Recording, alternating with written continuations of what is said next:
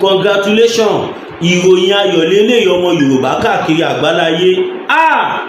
Ó ti ṣe o, bàbá ti ṣe o, ó ti ṣe, ó ti ṣe o, bàbá ti ṣe o, ohun tó ń bà wá lẹ́rù bàbá ti ṣe o, ó ti ṣe, ó ti ṣe o, bàbá ti ṣe o, ó ti ṣe, ó ti ṣe o, bàbá ti ṣe o, ohun tó ń bà wá lẹ́rù bàbá ti ṣe o. Ọmọ Yorùbá, mo ní ayọ̀ láti sọ fún yín pé Ọlọ́run ti ṣe bẹ̀bẹ̀. Mo máa ń sọ fún yín, mo ní àwọn kọ̀ọ̀kan wà tẹ́ẹ̀kì ń kákùn tó dẹ̀ jẹ́ wípé torí pé ẹ̀ ò mọ bó ṣe ń lọ ní òjẹ́ kẹkà kún. Ọmọ Yorùbá, ìròyìn ayọ̀ mo mú wá fún yín. Ẹ bẹ̀rẹ̀ sí ní pín fídíò yìí lógúnlógún, lọ́gbọ̀nlọ́gbọ̀n, lẹ́gbẹ̀ta ẹgbẹ̀ta, ẹgbẹ̀rin ẹgbẹ̀rin, ẹgbàárùn ẹ má ara wájú ẹ kárẹ́ ìyẹn rú, ara wájú ẹ sọ bí àṣà kan nílẹ̀ Yorùbá, bí àṣà ẹgbù kan nílẹ̀ Yorùbá. Ọmọ Yorùbá, Ọlọ́run ti bá wa ṣe. Ẹ jẹ́ ká máa kọ congratulations. Ọlọ́run ti àdúrà wa ọmọ Yorùbá bí tí báyìí ló kún kò gbà. Ṣé mọ̀ pé mi ò kí ń dé ṣáàdédé jáde wá sọ̀rọ̀ tí ó bá ní pé mo gbọ́ kọ̀ọ̀kan tó ní kín. Bí mo ṣe ń bá yín sọ̀rọ̀ yìí, àwọn àgbààgbà Fúlàní nílẹ̀ Haúsá wọ́n sáré pe mítìn kan. Ṣé mọ̀ pé mo sọ fún yín ní last time, mo ní bàbá wa Bọ́lá Ahmed Tinubu jẹ́wọ́ ọmọ kan fún wọn. Wọ́n jẹ́ kó mọ̀ pé àwọn ò kí ń ṣe ẹrú, àwọn ò kí ń ṣe màálù. Bàbá Tinubu púùfù ọmọ Yorùbá tí wọ́n jẹ́ fáwọn Fúlàní kabas àjàtúkàǹtàgbà. Bí mo ṣe ń bá yín sọ̀rọ̀ yìí, ọmọ olódò idẹ ó ti fi wàrà ẹ̀wọ̀n wọn. Ẹ lọ sí kẹlọlẹ̀ Haúsá sí ìmọ̀ wọn ò jọ mọ́. Wọ́n ti ń forí gbárí, wọ́n ti fi kùn lukùn gẹ́gẹ́ bí nǹkan tó ń ṣe fáwa. Ibẹ̀ yẹn kọ́ mò ń lọ o, ibẹ̀ yẹn kọ́ ni mò ń lọ. Nǹkan oríire tí mo sọ yẹn òun kọ́ ni mò ń sọ yìí o, but mo mú ní wẹ́rẹ́ mo ń jẹ mọ́sàyẹ létí etí. Now mo sọ fún yín pé wọ́n pe meeting kan ní the other time táwọn àgbààgbà Fúlàní tí wọ́n tutọ́ sókè, tí Tinubu náà tutọ́ sókè. Nígbà tí wọ́n wá rí pé bàbá Bọ́lá Ahmed Tinubu wọn ò ṣetán láti ṣèkan táwọn Fúlàní fẹ́, according to what we heard, bàbá ò ṣetán láti ṣèkan tí wọ́n fẹ́. Wọ́n wá sáré pe mítí àbòsí kan. Ọlọ́run nìkan ló mọ̀ kan tó sọnù mítí burúkú yẹn. Now bàbá Tinubu dẹ̀ wò pé bí nǹkan ṣe ń lọ yìí, pínpín má ló máa já sí, according to my own psychology reading and President Bola Ahmed Tinubu body language. Mo rí pé bàbá ti pé pínpín ló fẹ́ já sí. Àwọn nǹkan tó ṣe kókó nílẹ̀ Yorùbá bàbá ya wá ṣe lẹ́yọ kọ̀ọ̀kan lẹ́yọ. Eléyìí tí mò ń sọ yìí, ọ̀pọ̀lọpọ̀ a máa kọ́mẹ̀ntì pé máa bí mọ̀ sí ṣe everything. Ẹ gbàgbé oòrò tó bá ti kúrò ní inú ilé tó bọ́ síta lọ́sọ̀ gangan, ó ti kúrò ní àìwò. Bí àwọn ṣe ń túlù wọn ṣe, bàbá Bọ́lá Ahmed Tinubu wà wò pé kí làwọn lè ṣe. Bàbá ya pé Ṣèyí Mákindé, Ṣèyí etí ẹ̀ mélòó, Ọ̀yọ́ state ní capital àwọn ọmọ Yorùbá o. Ó yá mo approve airport, international airport. Nísìnyí báyìí ó fẹ́ travel, kò dìgbà tó bá lọ sínú Èkó lọ́hùn, tó bá dọ́mọ Ọ̀yọ́ lọ sálákíá, international airport ó ti wà nílẹ̀ Yorùbá nísìnyí. Ẹ pàtẹ́wọ́. Ó lè má jọ yín lójú, ṣùgbọ́n mi ò fẹ́ túṣu dé sàlẹ̀ kòkò, but mo ní ayọ̀ láti sọ fún yín wípé any moment from now ẹ máa gbọ́ wíṣù tó máa blow everybody adé sọ̀kọ̀ sí. Bí tí báyìí ló kù níbi tí àwọn bàbá wa Professor Adébánjí Akíntóyè Stephen, bàbá wa Dr. Chief Sunday Adéníyì Adéyẹmọ Ìgbòho Òòṣà, ẹkùn ọkọ̀ Fúlàní àjànàkú kọjá mo rí nǹkan fìrí, tabarérin ká ní arérin, ẹmu ẹkì ẹran bí ó rẹ̀ kọ́, ládé Aláàfin ò ládé, adé aládìkún la gbà fáláàfin. ẹ jẹ́ ká bẹ̀rẹ̀ sí ní ṣàdúrà fáwọn bàbá wa Professor Banji Akintoye, bàbá wa Chief Sunday, because ibi tó yẹ kẹ́yìn ti fura rèé kó tó di pé a bẹ̀rẹ̀ Yorùbá Nation of 18 yìí, kó tó di pé a sọ di òótọ́ mọ́ everybody lọ́wọ́. Tẹ́lẹ̀tẹ́lẹ̀ everybody sì fi pè rọ ni, but now àwọn olóṣèlú fún ara wọn ti rí ó ti dòótọ́ mọ́ àwọn gan lọ́wọ́.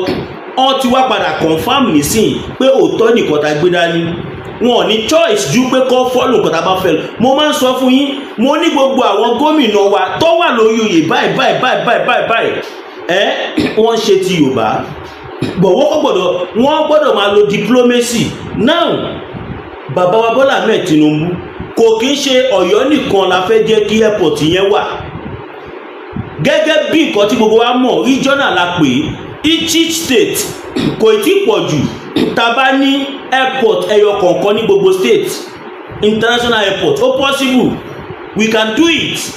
Nísìnyí báyìí tí ẹ ti ṣe ti airport refinery nílẹ̀ Yorùbá kíákíá, ọmọ Yorùbá ẹ lọ fọkàn yín balẹ̀. Ṣé mọ̀ pé mo sọ̀rọ̀ ká ní pé tẹ́lẹ̀tẹ́lẹ̀ ni màá ti wá yún àwọn oríṣiríṣi àwọn kankan tí ò jẹ́ kí n sọ jáde fún yín, àti wá rí pé bá ṣe ń sọ síta fún yín bẹ́ẹ̀ lẹ́ ṣe kí ni àwọn olórí burúkú kan tó ń wò wá bí ẹ̀yin olóríire ṣe ń wò wá yìí, bẹ́ẹ̀ ni wọ́n máa lọ gbẹ̀yìn bẹ́bọ jẹ́. Ìdí nìyẹn tí a fi sọ plan kankan, achievement nìkan là ń sọ. Airport tẹ́rí tí bàbá Bọ́lá Ahmed Tinubu tí wọ́n approve yìí, ṣe rò wọ́n approve ẹ̀ nítorí Ọlọ́run ni, wọ́n approve ẹ̀ nítorí Ọlọ́run, wọ́n approve ẹ̀ nítorí pressure tí àwa campaigner tí à ń give. Almost every blessed day làwọn international community complain pé ariwo tó ń wá láti Nàìjíríà ti pọ̀ jù. Leave these people, let them go, let them go. Ẹ̀yin tẹ́ sọ pé kò tí o tó ń jẹ́ Yorùbá Nation, calm down. Ẹ máa wo wọn, ẹ máa wo ohun tó máa ṣẹlẹ̀, ẹ máa wo ibi tí ọ̀rọ̀ yìí tó máa end sí. Bó tiẹ̀ jẹ́ pàwọ́ àti mọ ibi tó ń lọ, ẹ̀yin kọ̀ọ̀kan náà ti mọ̀, but ohun tó ń ṣe ọ̀pọ̀lọpọ̀ yín tí ẹ̀ ṣe fẹ́ sọ̀kọ́mù ni pé kí ni ká ti gbọ́, kí ni ká ti, kò sí nǹkan tó ń jẹ́ kí ni ká ti gbọ́ nu eléyìí. Ẹnìkan ò ẹnìkan bínú sí. Now a kú oríire torí wípé ohun tá a fẹ́ ó ti ń tẹ̀ wá lọ́wọ́. Bẹ́ẹ̀ ni mo sọ fún yín, màá play video kan fún yín sìn, màá play video yìí. Ó jẹ́ kí n preview video yẹn ni, but torí pé mi ti get àwọn nǹkan tí mo fẹ́ get, so therefore mo máa play ẹ̀ kó lè jẹ́ pọ́ díò nìkan lẹ́kọ̀ọ́ máa láǹfààní àti gbọ́ ẹ̀ ní bínú. Now ṣòwò yìí ṣá, this is not it. Òun kọ́ lélẹ̀. Nǹkan kan tún ṣẹlẹ̀ ní sáìdì south. Nàìjíríà máa pín sẹ̀, ṣé eré lẹ pè ní? Kò ń ṣeré. Àwọn ọmọ south wọ́n ti múra lẹ̀ burúkú. Ẹ gbọ́, wọ́n ti múra lẹ̀ bí òṣì. Àti south àti south east àti south west àti ṣetán láti béèrè fún òmìnira wa. Èmi play role tèmi ní báyìí, ẹ̀yin náà ẹ ní láti play role yín in the sense that tá bá ń ṣe àwọn fídíò yìí ẹ gbọ́dọ̀ máa ràn wá lọ́wọ́ kó máa lọ viral, torí pé kò sí nǹkan tó dàbí òmìnira. I swear to God Almighty, kò sí nǹkan tó dàbí òmìnira. Ẹ jẹ́ àkọ́kọ́ wo fídíò yìí. Today will be Monday 17, sure? Today is 17. Yeah. So they go take over. The local government, not ready. Watching the Faga, also Omera, we don't ready to fight with sin, to work with sin, to help sin for River State to grow. Now our duty. Enough is enough now. You don't too much. One man no go get everything. On another they see the suffer. Police chief, on another they see the suffer. The DSS, on another they see them. Make we just they cry for hunger. And I don't see how hunger they. But I say we keep quiet. We go die for suffering and smiling. We get things. So many mineral resources, oil, everything. We they suffer. For few politicians. Just they intimidate. They do so many things. Greedy ones. Selfish. But I say we keep quiet. No. DSS, police, I beg more than no verse. We they stand, they fight for our right. I beg more than no verse. I no go stop. I no dey kill anybody and nobody go kill me. But if you come to kill me, I go kill you. If you come to fight me, I go fight you. If you say na me and you are ready, I no go back. But sin, we go work with sin. We go follow sin. I don't give signal to my soldier to all the 23 local government. We don't take over. Now my commander for Faga, we don't take over. I said the commander, all of them, everybody, I don't give order. Ogoni dey there. Solomon dey there to be in duty. He know what to do. As a member of MEND, Movement of Niger Delta, we no go run for this country. We no go run for this state. In our state, we go join her and beat the state well. We no go run. All those bad egg, bad fish, bad chicken, bad fowl, bad goat, we go push them come out. We go keep them one corner. If you talk, na trouble. You no talk, na trouble. Make we die in silence. No. We no go die in silence. No. We go die in silence. No. I am in charge. Anti-bunkering, pipeline, all I am in charge, sad. Now me dey in charge. We don't come back to go support the government of Rivers State. Escort the caretaker. All the caretaker with the escort on them. Immediately they go all the council. If I no get soldier, no be 6,000 soldiers, no be 10,000 soldiers. I get enough. So anybody where they come where they say they come my house, prepare to kill people. Prepare to beat everybody because it go belleful us. Human rights activity make una wake up. A word is enough. Lawyers, judge, magistrate, masses, mama, papa, make una wake up. Make we fight for our own thing, for things we will get. We no go wrong. I beg you, don't too much. Make the old people come out for seats. Make them come out, make the new people take over. Somebody there, they ask governor if them born and well. If them born and well, on a no talk. When we will talk, on I say why I go talk. If they ask number one citizen if them born and well. When we came there, they ask them if they born and well. Number one citizen, if they ask them if they born and well. No be insult. No be insult. He said make we keep quiet. How we go keep quiet? On I don't ask she why go make that comment. Call our governor, Mumu governor. Call our Rotimi Abechi, so many names. Call Toyoko, so many names. Call Asari Dokubo name. If somebody will do the right elders, they stop people wasting order. Ah, no, you know good now. When you see bad thing, call them bad thing. With all the both the chair, your mama, we they go there. We they go meet them. We they escort them. Now we be the security of all the local government. We they work with them to make Rivers State better place. And I know see how Lagos dey. And I know see how Lagos dey.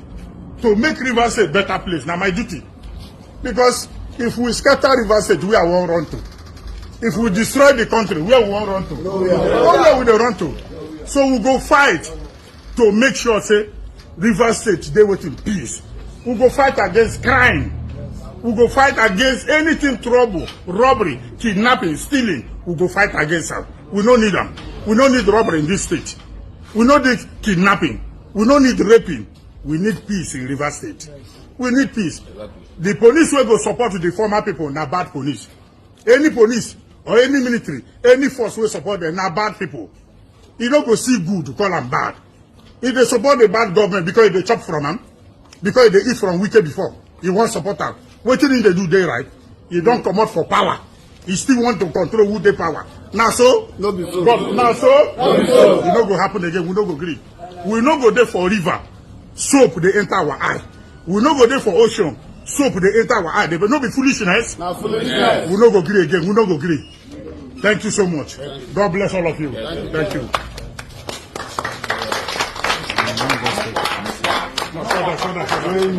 Ẹ̀yin náà ti rí nǹkan tí màá yẹn sọ àṣàbújá kẹ́ lè mọ̀ pé kò ń ṣe Yorùbá nìkan ló ń kígbe, kò dẹ̀ ń ṣe Yorùbá nìkan lórí nǹkan tí ò dáa tí wọ́n ń ṣe.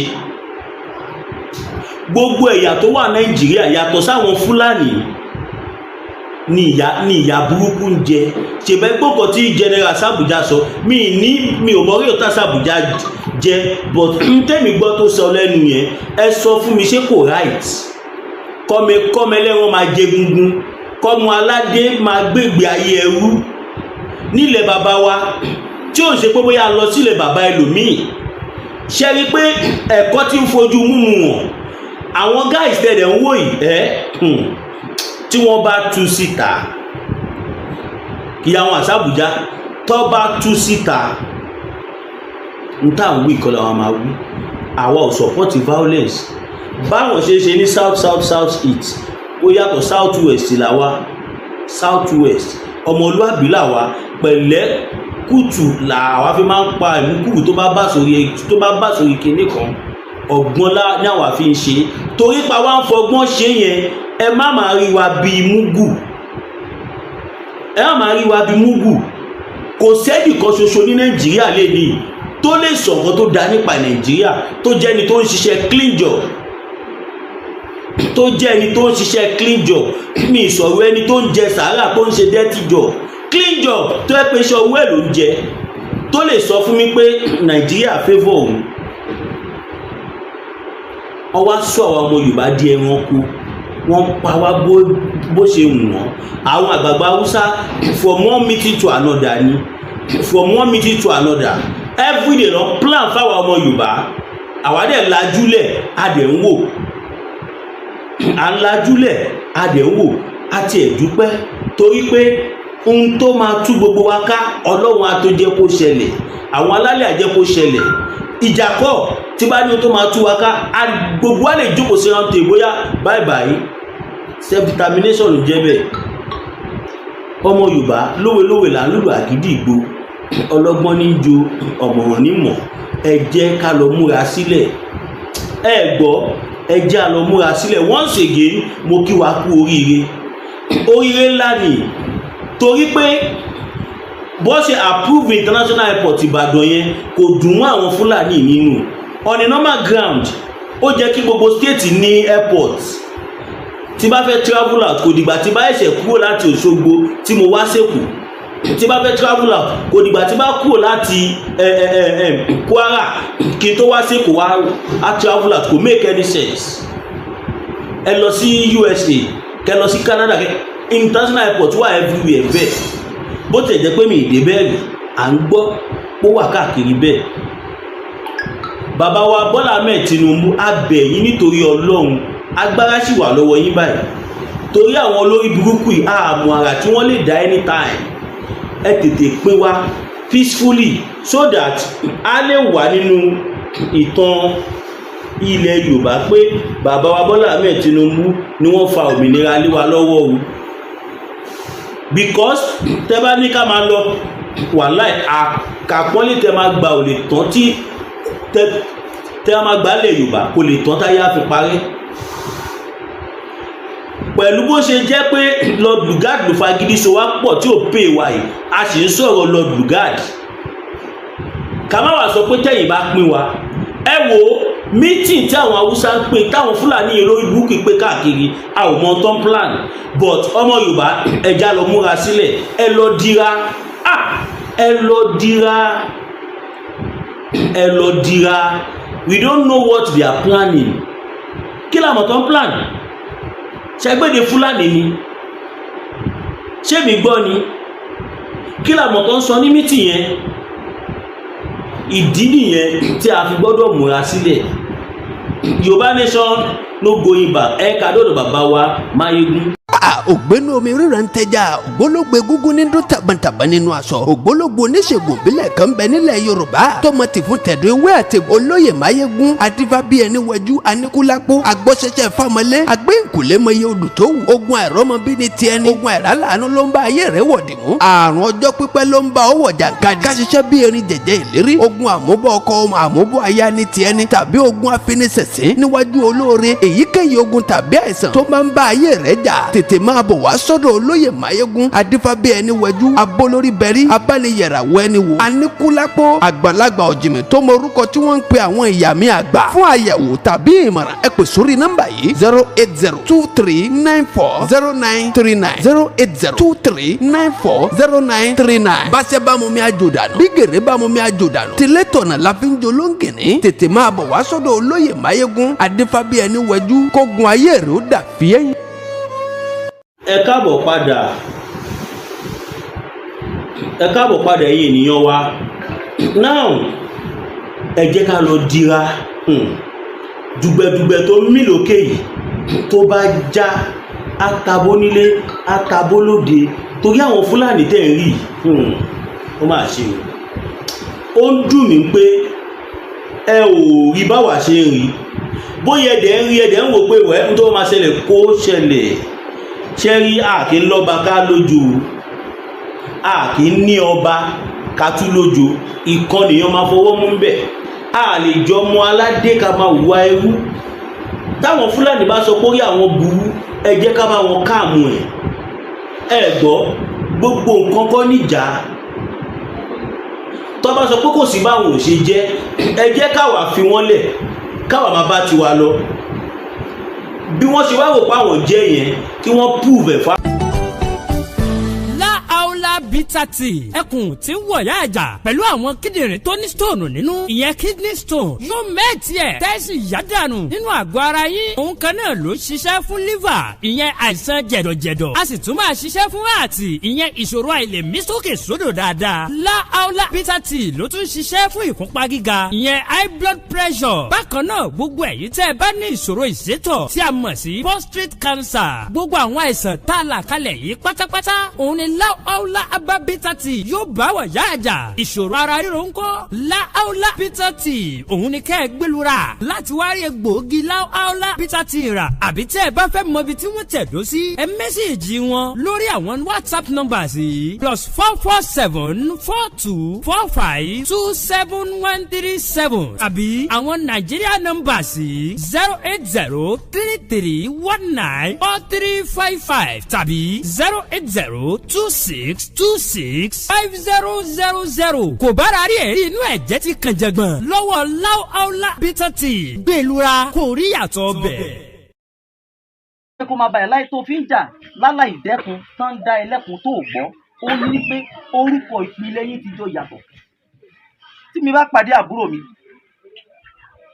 tí kì bá ṣe wípé bóyá ìyá ti pa á pọ̀ àbí àtijọ́ súnmọ́ ara pé bí mo ti rìn àjò mi wálé wọn àbí mo wá mi kan tá a bá pàdé tá à ń jàjà àìkú ọmọ nulẹ̀ wa ni yóò máa lóun jẹ́ Ayọ̀délé yóò ní òun jẹ́ Múyìwá mi ní mọ̀ wípé àbíkọ́ fún òun jẹ́ Emmanuel má pẹ̀rẹ̀ kọ́ gẹ́gẹ́ bí orúkọ tó a sì máa bára wa jà ilé kan náà ti bí wa a ti rìnrìn àjò lọ sí Ìbàdàn àwọn ìdílé wa ní ìdílé wa ní ilé Adébísí níbi èèyàn pọ̀ bẹ́ẹ̀ mo sì gbé pẹ̀lú fún ọdún 6 pẹ̀lú bọ̀dá kan a sì sọ̀rọ̀ débẹ̀ rí wípé àwọn náà kan mọ́ ilé Adébísí níbi kan nígbà tí mo kúrò lọ́dọ̀ bọ̀dá mo gbọ́dọ̀ rẹ̀ fọdún 6 ni o wọ́n ń sọ̀rọ̀ pé sọ̀rọ̀ ọjọ́ kan wọ́n dárúkọ ilé Adébísí níbi kan àánú ọ̀tútù mo ní mo ti wá pẹ̀lú yín ẹ̀sọ́ débẹ̀ yìí ó ń bá mi ṣe jẹ́ mo ní bàbá mi sọ fún mi wípé àwa náà tan mọ́lé náà níjọ́ náà mo pinnu pé kò sí nǹkan tí ọmọ Yorùbá lè ṣe fún mi ní bàjá mo wá padà ń béèrè àwọn orúkọ nìsín kí ni ìtumọ̀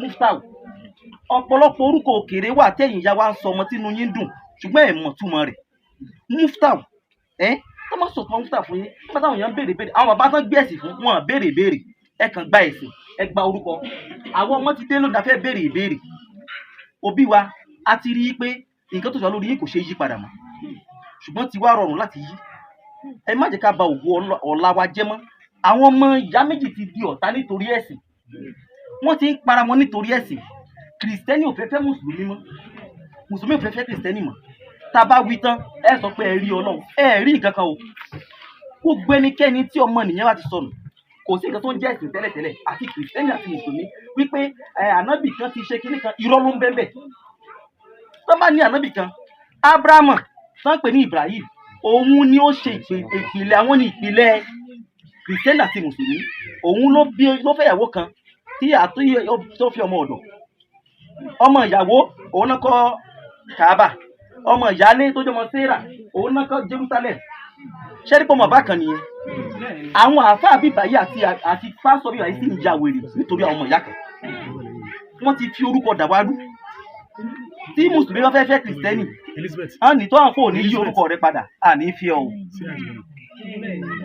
ẹ wàá yí padà bó o bá yí tó bá ń ṣẹ̀sìn rẹ kò tún nǹkan kò mú nǹkan kan dání inú bìkan ló ti jáde kìrìsìtẹ́nì mùsùlùmí kankan náà ni ẹ lọ wo ìtàn báíbù náà tó kọ kùránì ó ti lọ́dọ́gbọ̀rún ọdún méjì ìtàn ayé wọn náà kọ sínú rẹ̀ inú bíbélì náà ti kọ kùránì gbogbo nǹkan ló wà bẹ̀ á kàn yọ àwọn orúkọ padà ní.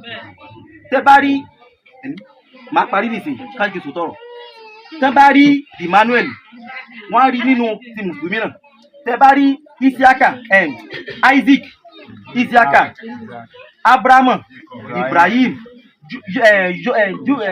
Joseph Yusuf àwọn agbára wa síra wa àti ẹkùnrin wa pé now ní tó máa Farouk tó wà bẹ́ẹ̀ bàbá mi fún mi àjọ yanjú àwọn ọ̀rọ̀ kan mo ní orúkọ tẹ́ ẹ fún àwà pàápàá jù tẹ́ ẹ sọ mí ìsàyè kí ni ìfẹ́ ìsàyè mọ́ ẹ sọ mí lórúkọ kan ń jọ kan kí lórúkọ tẹ́ ẹ sọ mí ẹ sọ pé rẹ̀ mí lẹ́kún kò síbi tẹ́ ẹ ti dárúkọ Yorùbá kò tó lè fi Yorùbá òsì ṣùgbọ́n torí orúkọ tá à ń jẹ́ yìí ọmọ Yorùbá ń dààmú tẹ́ ẹ bá dé ìta ọmọ Yorùbá ń fòrò mo dúpẹ́ dáàbò torí Ọlọ́run ọmọ Yorùbá ń fòrò ẹ jọ́ torí Ọlọ́run Farouk tó fún àyè mo ní bàbá mi kí ni orí tí mo rúkọ Farouk tó fún ọ Mufta kọ́kọ́rọ́ ló ń jẹ́ bẹ́ẹ̀ Ajara òkúta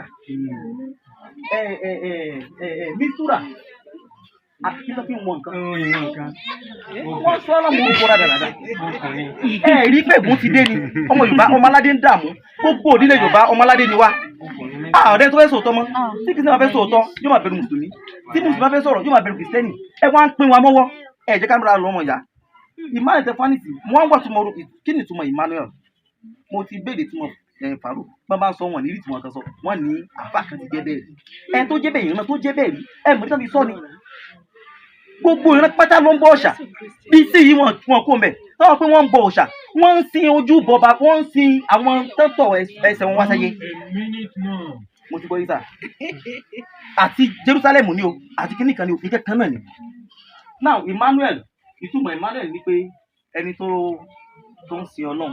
God is with us. God is with us. Now, why can't we give the name in Yoruba language to our children? Ẹ jọ̀ọ́ torí Ọlọ́run, ẹ ṣé mo dúpẹ́, mo ti parí. Ṣùgbọ́n ẹ bá wa sọ ìfẹ́ ò sí mọ́ láàrin ọmọ aládé o, ọmọ aládé ni ọgbọ Yorùbá. Ẹ fi ìfẹ́ sí àárín wa, mo gbé sọ tó látẹ̀kan, sọ pé tó wọn sí pé ẹ fi ìfẹ́.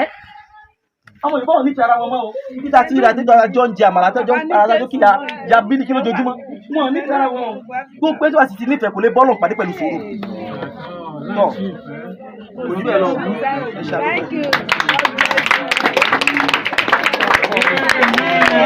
ṣèbẹ́ yìí náà ti gbọ́ nǹkan tí ẹni yẹn sọ